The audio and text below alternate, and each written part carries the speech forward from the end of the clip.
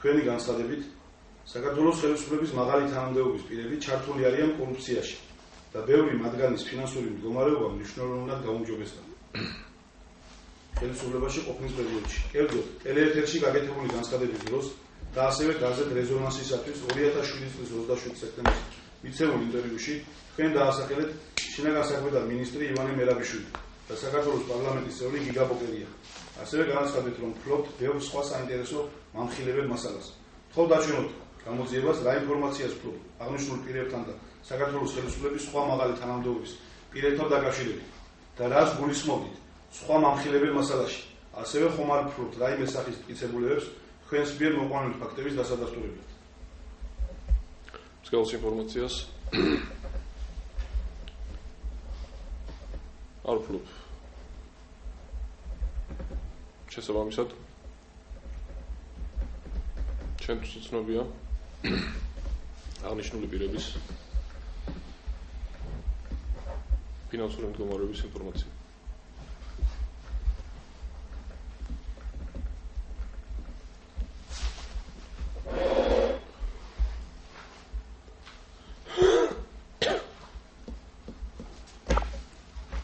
თქვენი განცხადების თანახმად თავდაცვის ამჟამინდელმა მინისტრმა დავით კეზერაშვილმა 2006 წლის ადგილობრივი თვითმმართველობის არჩევნების წინ თანამდებობრივი მდგომარეობის, კერძოდ ფინანსური პოლიციის უფროსად მუშაობის პერიოდში თანამდებობრივი მდგომარეობის გამოყენებით გამოსძალა სხვადასხვა მეწარმეებს 4 მილიონ დოლარამდე თანხები, რომლებიც მმართველი პარტიის მიერ გამოყენებული იქნა საარჩევნო მიზნებისთვის. თხოვთ მისცეთ გამოძიებას სრული ინფორმაცია, რომელიც ამ ფაქტთან დაკავშირებით თქვენთვის ცნობილია და ასევე მივეთითოთ, ხომ არ ფლობთ რაიმე სახის მტკიცებულებებს ამ ფაქტების დასადასტურებლად. ასეთ მტკიცებულებებს არ ვფლობ.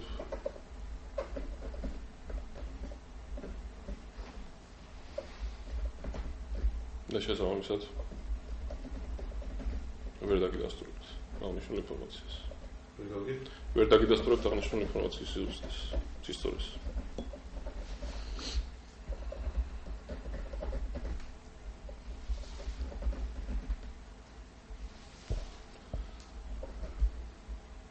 თქვენ განაცხადეთ, რომ საზღვარგარეთ ყოფნის პერიოდში არაერთ გზის დაგიკავშირდნენ და გირჩიეს არ დაბრუნებულიყავით საქართველოში. რამე თუ დაბრუნების შემთხვევაში მოხდებოდა თქვენი დაპატიმრება. თხოვ დაჩვენოთ გამოძიებას, ვისგან იღებდით აღნიშნულ ზარებს, რამდენჯერ და დააზუსტეთ მათი შინაარსი. ასეთ ზარების ავტორთა ვინაობა არ მახსენდება. მაგრამ ნამდვილად მახსოვს, რომ ეს პირები არ გახლავან სახელმწიფო სტრუქტურებში შემუშავე ადამიანები.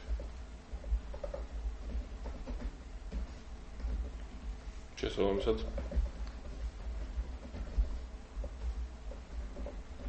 ეს შეიძლება მათი მონოგონით იყოს. ეს შეიძლება მათ მიერ მონოგონით იყოს. თქვენს მიერ გამოძიებისათვის მიცემული ჩვენებებიდან, ანუ დღეს მიერ მიცემული ჩვენებიდან ირკვევა, რომ თქვენს მიერ გაცხადებულ სხვადასხვა მომხილებელ ფაქტებს არ ადასტურებთ იმ მიზეზით, რომ ისინი არ შეესაბამება სინამდვილეს. თხოვთ გამოძიებას განუმარტოთ, ვით იყო გამოწვეული თქვენს მიერ გაკეთებული განცხადებები.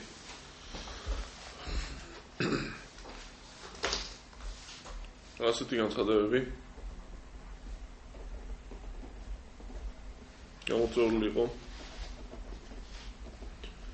პოლიტიკური დივიდენდების მისაღებად და ჩემპიონების ხელსაყრელ პოლიტიკურ მდგომარეობაში ჩასაყენებლად.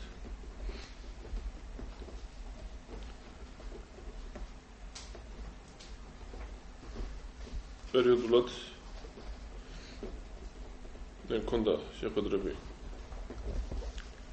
როგორც თბილისში, ასევე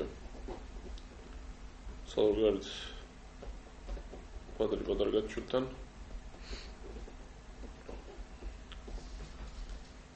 და მის ლიკვიდაციასთან გაკეთებული განცხადება ასევე განპირობებული იყო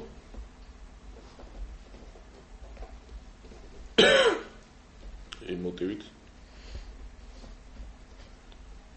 რომ მასაც მიიღო პოლიტიკური დივიდენდები, რაც იმავდროულად ნიშნავდა ჩემი პოლიტიკური საქმიანობისათვის მისი ტელეკომპანიის მხარდაჭერას. მასთან შეხვედრების დროს მე მას პერიოდულად ვაცნობდი ჩემს გეგმებს ჩემი პოლიტიკური საქმიანობის შესახებ.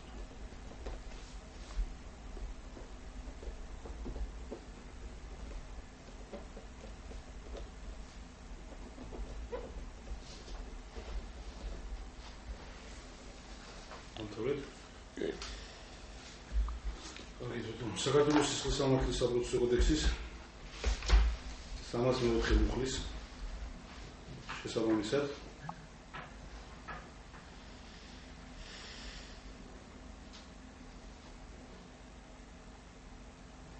თქვენ გაგაცნობთ აღნიშნულ პირს, რომელზედაც მოხდა თქვენი ჩვენების ჩაწერა, ასევე გაიცნობთ თქვენი დაკითხვის ოქს, რის შემდეგაც თქვენ შეგიძლიათ დაადასტუროთ მასში არსებული რეალობა. Თქვენ განმარტოთ გამოძიებას, როგორ და რა ვითარებაში მოახდინეთ დიმიტრი ქიტოშვილის მეშვეობით ჯემალ სვანიძისგან შეფესეთ ჯეოსების 2.5%-იანი წილის თქვენს მეგობარ გურამ გოგუაზე გადაფორმება. ჩემთვის ცნობილი გახდა, რომ სვანიძე ფლობდა ჯეოსელის 2.5%-იან წილს. განზრახული ჰქონდა რა ამ წილის დაუფლება დიმიტრი ქიტოშვილს მოლაპარაკე შეხვედროდა სვანიძეს და მოეთხოვა მისგან მისი კუთვნილი წილის ჩვენთვის გადამხორება. ნომინალურ ღირებულებად 250,000 დოლარად. წინააღმდეგ შემთხვევაში შეუთვალეთ მას, რომ შეექმნებოდა პრობლემები. რამეთუ მას ეს წილი თავის დროზე შეძენილი ჰქონდა არა მარტო ზომიერად. მისი გამოაშკარავების შიშით სვანიძემ ჩვენს მეგობარ გურამ გოგუაზე გადააფორმა აღნიშნული წილი, რაშიც დიმიტრი ქიტოშვილის მეშვეობით გადახდილი იქნა 250,000 ამერიკული დოლარი. მიუხედავად იმისა, რომ ეს წილი გაფორმებული იყო გოგუაზე, რეალურად იგი ქიტოშვილს ეკუთვნოდა. რაც შეეხება დანარჩენ პრობლემებს, ვაღიარებ ნაცნობრივ მხოლოდ გულგრილობას, კერძოდ იმას, რომ ჩემთან დაქვემდებარებული სამსახურების საქმიანობა შესაძლოა არ გაუწიე ჯეროვანი კონტროლი, რაც თანამდებობრივად მიმართებოდა. შესაბამისად, შესაძლოა ამით ამოიხადებოდეს ჩემი მხრიდან სამსახურების გულგრილობის ფაქტი. დასულ რამდენიმე წუთის წინ ცნობილი გახდა, რომ ირაკლი ოქრუაშვილმა უარი თქვა, რომ მისი ინტერესები დაიცვან ადვოკატებმა ეკა ბესელიამ, ტარიელ ჩოჩიშვილმა და ლილი გელაშვილმა. ოქრუაშვილი მოითხოვს, რომ მისი ინტერესების დაცვა გააგრძელოს ადვოკატმა გივი პაპუაშვილმა. რამდენიმე წუთის წინ კი სახალხო დამცველის წარმომადგენელმა გიგა გიორგაძემ ჯერ კიდევ მეშვიდე საპყრობილეში მყოფი თავდაცვის ყოფილი მინისტრი მოინახულა. გიორგაძის განცხადებით, ოქრუაშვილი თავს კარგად გრძნობს და ადვოკატებთან შეხვედრას საპყრობილის დატოვების შემდეგ გეგმავს. საინფორმაციო საშუალებებით გავრცელდა, რომ ადვოკატებს, ქალბატონ ეკა ბესელიას და დანარჩენ ადვოკატებს შეექმნათ აფხოლება ბატონ ირაკლი ოქრუაშვილთან შეხვედრის. ბუნებრივია, ჩვენ დავინტერესდით ამ კუთხით ხომ არ ქონდა დასვლის უფლების ხელყოფას ადგილი, გამოცხადეთ ადგილზე, პირადად შევხვდი ბატონ ირაკლი ოქრუაშვილს, რომელმაც თავი შეიკავა ჩვენთან საუბრისას და იმ კითხვაზე ჰქონდა თუ არა უარი ნათქვამი აღნიშნულ ადვოკატებზე, ვან თავი შეიკავა ამ კითხვაზე პასუხის გაცემისაგან. ირაკლი ოქრუაშვილის მოძრაობა ერთიანი საქართველოსთვის წევრი და ადვოკატი ეკა ბესელია აცხადებს, რომ ირაკლი ოქრუაშვილის დაკითხვა უკანონოდ ადვოკატის დასწრების გარეშე გაიმართა, რაც იმას ნიშნავს, რომ პატიმარზე ზეწოლა განხორციელდა. ბესელიამ არ იცოდა იმის შესახებ, რომ უნდა მომხდარიყო ოქრუაშვილის დაკითხვა. მომხდარის შესახებ მან შემთხვევით ჟურნალისტებისგან შეიტყო. ეკა ბესელიამ მეშვიდე საპყრობილეში შესვლა დღეს ვერ მოახერხა და ტერიტორია უკვე დატოვა. მე გავიგე ტელეფონით, იმიტომ რომ სხვა სასამართლოს ხდომაზე ვიმყოფებოდი. არავითარი საგამოძიებო მოქმედების და დაკითხვის თაობაზე ჩვენთვის არ უცნობებია გამოძიებას პროკურატურას. დაკითხვა უნდა მომხდარიყო ოქროაშვილის მხოლოდ და მხოლოდ ჩვენი მონაწილეობით. რატომ მოხდა მისი დაკითხვა ჩვენი მონაწილეობის გარეშე? რატო არც ერთ ჩვენთაგანს არ დაუკავშირდა პროკურატურა? ჩვენ ამას აღვიქვამთ, რასაკვირველია მასზე ზეწოლის განხორციელების ფაქტი და წინააღმდეგ შემთხვევაში უნდა აგვიხსნას პროკურატურამ, რატომ არ შეგვატყობინეს ჩვენ ამის თაობას.